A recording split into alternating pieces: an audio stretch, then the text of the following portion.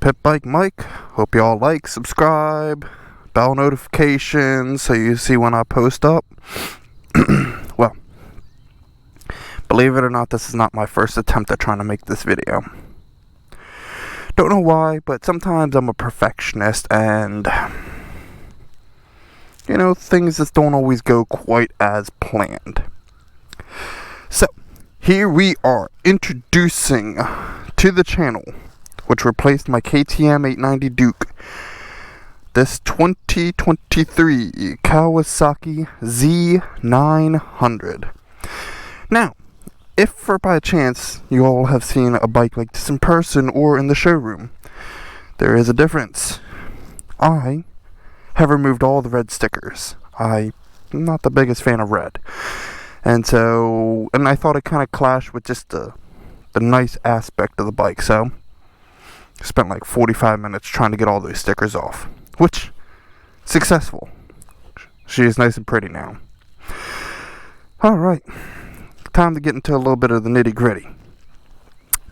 That nice, beautiful inline 4-cylinder right there. It is butter smooth. It is phenomenal. Like, even at low RPM when it's cold, compared to that KTM, man, that KTM was herky-jerky, all that good stuff. This, it's phenomenal. It is really an absolutely phenomenal, smooth motor. Gearbox, pretty good. It's pretty smooth also. The gear changes are, you're in gear. Cool thing about that LED tail light, at night, it actually kind of looks like a Z, which is kind of a neat little marketing aspect of Kawasaki. It's got a nice TFT display, which let me give you a quick show on that. Let me get you all nice and close so you can see. Kawasaki. Alright, you get the gear position indicator up there. You got sport mode. So I picked this bike up on a Friday, and this is a Monday morning, and I've already done 319 miles. I'm trying to get that break-in period knocked out. So, what's interesting is you have some redundancies with this bike. So, you can change by pressing this, the lower number, so you can see like battery, MPG, range, stuff like that. Or if you go over here, you can press the lower button, and it does the same exact thing. Don't know why, but it is. Now, if you press the up button on the side, it changes the odometer, the trip, and that. But if you press this button down here, it does the same thing. But now, if you want to like reset it, you have to do it from here. You can't do it from over here, which is kind of weird. But if you press both of these down at the same time, this actually allows you to get into the menu to where you can, change like your shift light and stuff like that. Now there is a Bluetooth, which unfortunately I haven't given it a try because from everything I've been reading, the app for the phone sucks. Alright, press and hold both to get out of this menu. Alright, now it's interesting to switch from, sport to the other riding modes. Sport is at the very top of the selection. So to change, you have to press this button and hold it down to go to any other selection. So press and hold. See, now we're in road. Press and hold again. Rain. Press and hold. And now we're in rider. So with the rider, you can choose, like your power level, whether you want, full or low, which low is like 60%. And then KTRC is your Kawasaki traction control. One is least intrusive, you can have off, medium intrusivity, and then hardcore. And then to go back up, you just press and hold, press and hold, press and hold. Boom. Now this bike does have ABS, as you can see that light right there. Got these big old calipers on the front. LED front headlights, which I haven't tried it at night yet, but I think it's going to be pretty bright. Let me actually get this thing started up for you all so you can hear what it sounds like. Forewarning though, it is quiet.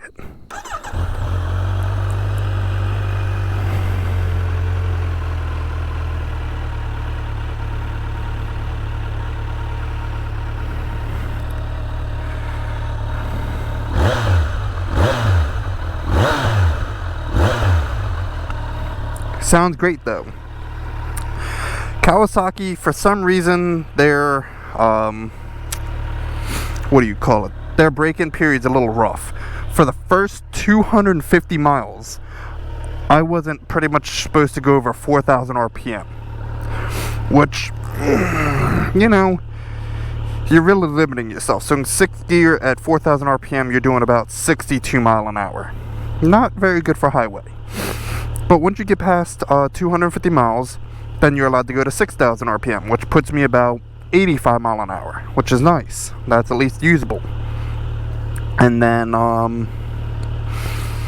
once I get past 400 miles, it just says ride moderately, whatever that means. So we will see. So to give you all a little understanding, it has a lower seat height than the KTM. The KTM was like 22.6 or something crazy like that. This is 31 and some change. So as you see, I'm not even wearing boots and I'm 5'9", flat-footed on both sides, which honestly, it's great, especially when you have a passenger. You know, it gives you a little bit more stability, which, you know, I'm always carrying my girlfriend with me on the back. I haven't taken her on this one yet, but because I want to get it broken in first, so I'll obviously report on that. Mirrors, they are there. They get the job done. I don't really know what else to say about them. Brake levers, you do have some adjustability on the brake and clutch side. Clutch is super light on this bike, and because this is not a drive-by wire system, the throttle, I actually kind of like it better because it's actually not heavy compared to the KTM. Like, the KTM had a heavier throttle and actually a heavier clutch, but these feel great, honestly. They are phenomenal. Let's see, what else is of interest? So, unlike the KTM, and for some other reason, most bikes don't have this, or at least, I can't say most, I'll just say a lot of bikes don't. It has actually hazard lights, which is kind of cool. Let's see, what else is of interest or note? Kickstand. It is a very small kickstand, and the way to actually get to it is by hitting that little, I don't know if it's going to show up on the video, but there's like a little nub right there that you have to catch with your heel to bring it down. Definitely with how small that base is, I think I am going to try to get like an enlargement pad or something, especially on like when it gets hotter out, you know, because that will dig into the ground. Like, I actually noticed it was actually digging into the wood of my garage a little bit, because it's not a light bike, I'll be honest. Let's see, what else is of interest and or of note of this bike? One over the seat height, which, it's great. The seats, they're not the best.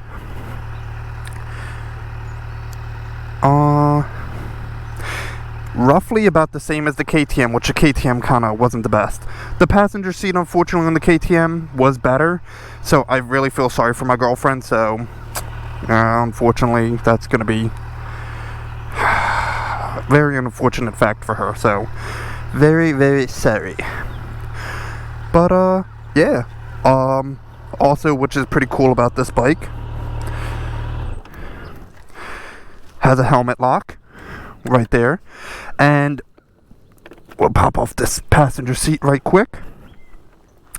So super easy to get the passenger seat off. Now, this is actually one thing I really like. So see this little par right here? You pull that back. Let me put that on the ground, and then watch this. Boop. The front seat comes up like that. You don't need any tools to remove the seats on this bike, which, you know, that's kind of cool. That's pretty cool. So you have easy access to your battery, your little toolkit right there, which Haven't tried to pull that out. I don't know.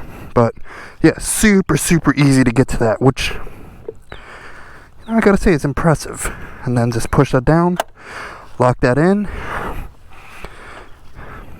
slide that back, and push down, click, done. That easy. So definitely some nice aspects like that to this bike. Can't complain. Alright, well, I just wanted to introduce this bike to you. You know, give you all the walk around, give you all the details. Oh, one thing to say. This bike loves to turn. It loves to lean, loves to turn. Like, it's actually surprisingly how confidence inspiring it is. Like, remember, I'm at 300 miles. Look at that. You can see the wear right there on the tires. About the size of my pinky. At only 300 miles. This thing loves to lean. And it is so, like, confidence inspiring just to, like, laying it over. It's... I don't even know how else to say it. It's... The KTM didn't even like to lean like this thing does. Like, this thing is just so effortless. It's pretty cool. So far, I'm really enjoying the bike. It's definitely an improvement in my mind over the KTM. Also, I'm just, you know, shooting this right off because I'm not thinking about such things, you know, or writing notes, which I really should be starting to do that. But, aerodynamics. I do not need a windshield for this bike. Like the KTM. The aerodynamics on this bike, absolutely perfect. Like, I've been up to 85, almost 90 mile an hour, and the wind is not overbearing. Even though this is a naked bike, it is... Yeah, it's phenomenal. I really like it. It's...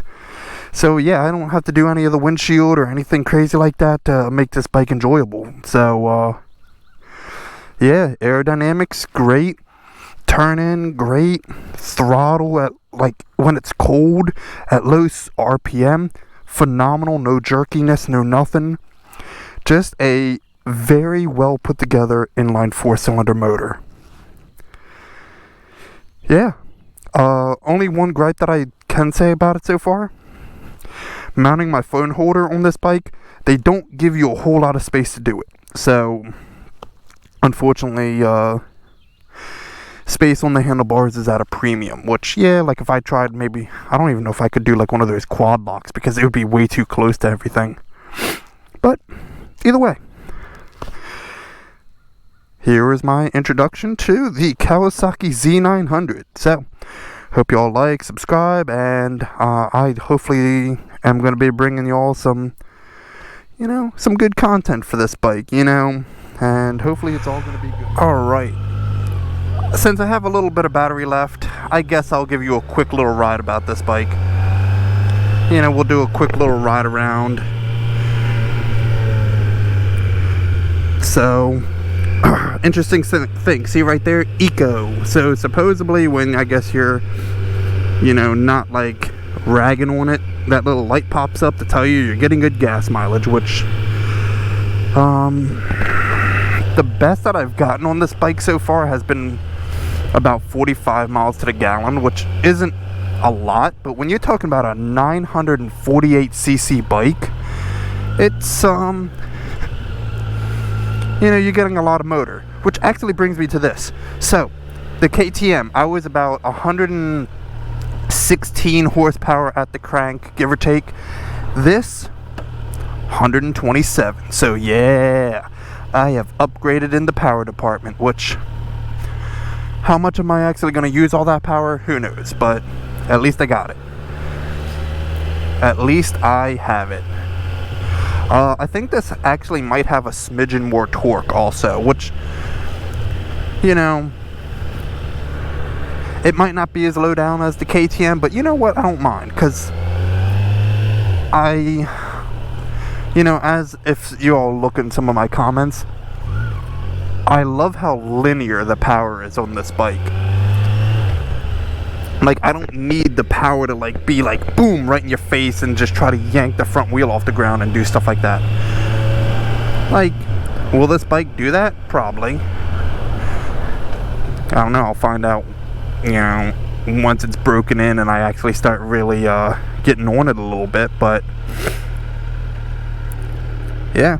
Oh, finding neutral in this bike, super easy, super easy. It's unlike the KTM, which for some reason I always looked like I was trying to do some two-step dance type of thing with my foot up and down trying to find neutral.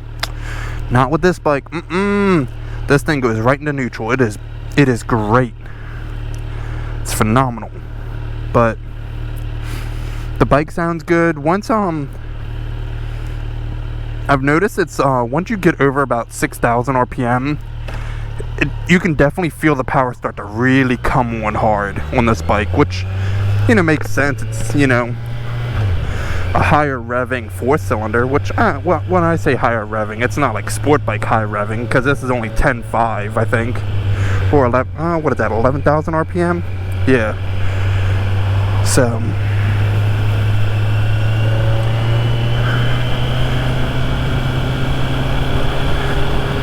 we'll get on it just a smidgen, just to kind of, you know, within obviously the reason of my break-in period, so I'm not affecting that. But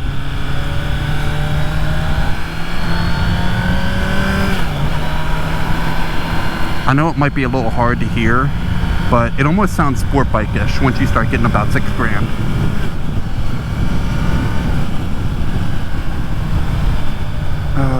This thing needs an aftermarket pipe so it can just sing the, you know, the 4-cylinder hymn, you know. Ain't nothing quite like the sound of a 4-cylinder just screaming its heart out as it just you know, turning petrol into music. Yeah, music and power.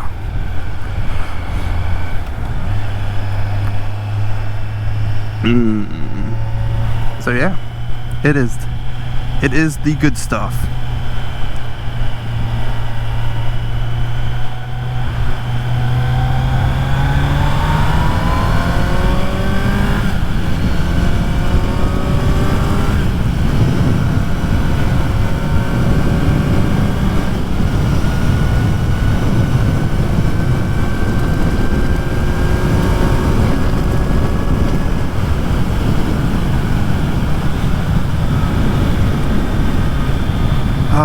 Phenomenal.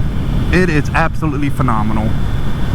But I am gonna end the video here because I don't want this to be like a 30-minute long video, because unfortunately those don't seem to do as well. So I'm gonna end it off here.